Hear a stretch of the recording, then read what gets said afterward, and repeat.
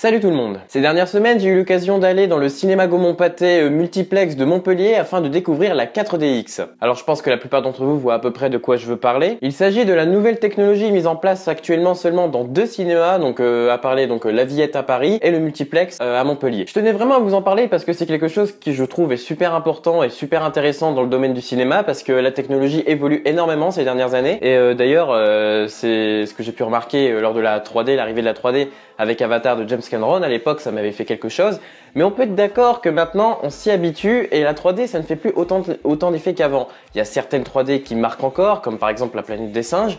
Mais sinon, mis à part ça, c'est vrai que généralement, on y fait même plus attention. Même des fois, on va en 3D pour dire d'aller en 3D, mais pas forcément parce qu'on prend plaisir à le voir en 3D. Alors là, du coup, avec l'arrivée de la 4DX, qu'est-ce que ça vaut? Est-ce que franchement, ça vaut le coup pour son prix? Parce qu'il faut savoir que ça coûte 20 € au lieu de 10 pour le moment, comme a été le prix de la 3D lors de sa sortie. Mais alors, qu'est-ce que ça vaut? Alors, j'ai eu l'occasion d'aller à 2 séances, dont Taxi 5 et Avengers Infinity War, que j'ai voulu revoir. Et donc, il faut savoir, la 4DX n'est pas du tout une expérience qui est adaptée pour tous les films. Bien évidemment, on va choisir de préférence les films d'action ou les films d'aventure pour interagir un maximum avec les sièges, parce qu'une 4DX où on n'utilise qu'une fois sur 4 dans l'heure vos fauteuils, ça va pas quoi. Alors, de quoi est composée la 4DX? La 4DX vous propose différents facteurs tels que l'odorat, les mouvements, la neige, l'eau, enfin vraiment plein de facteurs qui font que vous êtes vraiment en pleine immersion dans votre film. Enfin, du moins, c'est comme ça que c'était vendu. Et donc, qu'en ai-je pensé pour Taxi 5? Alors, outre le fait que le film reste divertissant sans plus, mais c'est pas le sujet, le film fonctionne très bien en 4DX. Je parle d'ailleurs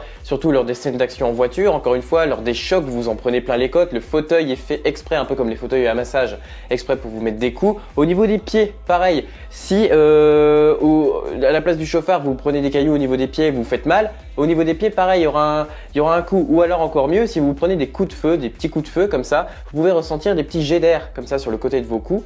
Et c'est vraiment intéressant, moi je trouve, de vraiment jouer sur le petit détail qui fait toute la différence. Alors bien évidemment, qui dit scène dynamique, dit fauteuil dynamique. Et de ce côté-là, je trouve que ça marche vraiment plutôt bien. Enfin du moins, au début de la séance. Parce que c'est vrai, votre fauteuil est souvent constamment en mouvement. Il va constamment bouger, ne serait-ce que vibrer un petit peu lorsqu'il y a des passages de discussion, ou voire même parfois trembloter très fort lorsque vous avez des séquences par exemple en hélicoptère, en avion, etc. Et c'est d'ailleurs pour ça, ne comptez pas aller pisser pendant la séance, c'est très compliqué de sortir de la salle. Je vous le dis, vous allez vous toller par terre, vous allez rien comprendre. Donc pareil, au niveau des jets d'eau, je trouve que c'est bien choisi, les moments sont bien choisis. Bien évidemment, vous avez une petite option qui vous permet de choisir entre on et off pour ceux qui ne veulent pas de jet d'eau. Bon, bien évidemment, pour ceux qui veulent de la 4DX, c'est un peu inutile et débile de désactiver l'eau si vous allez voir la 4DX. Enfin bref. Et en ce qui concerne Avengers Infinity War, outre le fait qu'il y a énormément de scènes, vous savez, de discussion comme des scènes d'action, je vais pas en parler, mais vu que la réalisation des frères Rousseau a eu un impact assez important sur la 4DX, c'est un peu compliqué d'en parler. Vous savez que ces réalisateurs privilégient souvent les checky cam.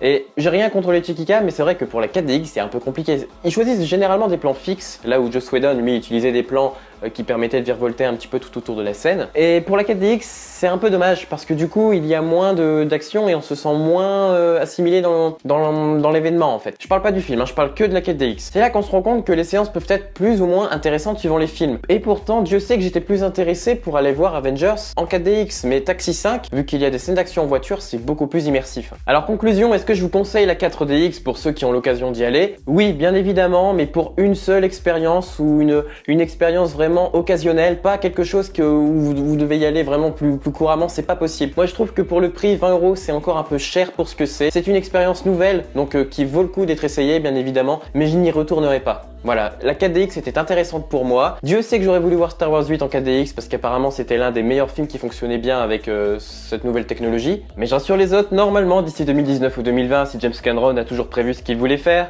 avec Avatar 2 et 3, la 4DX devrait être révolutionnée dans les salles de cinéma de toute la France. Enfin, je pense, il me semble, vu que c'est lui qui avait fait pareil avec la 3D. Enfin bref, à voir. Bah écoutez, moi sur ce, je vous laisse, je retourne à mes vidéos le cas, et puis on se dit à la prochaine.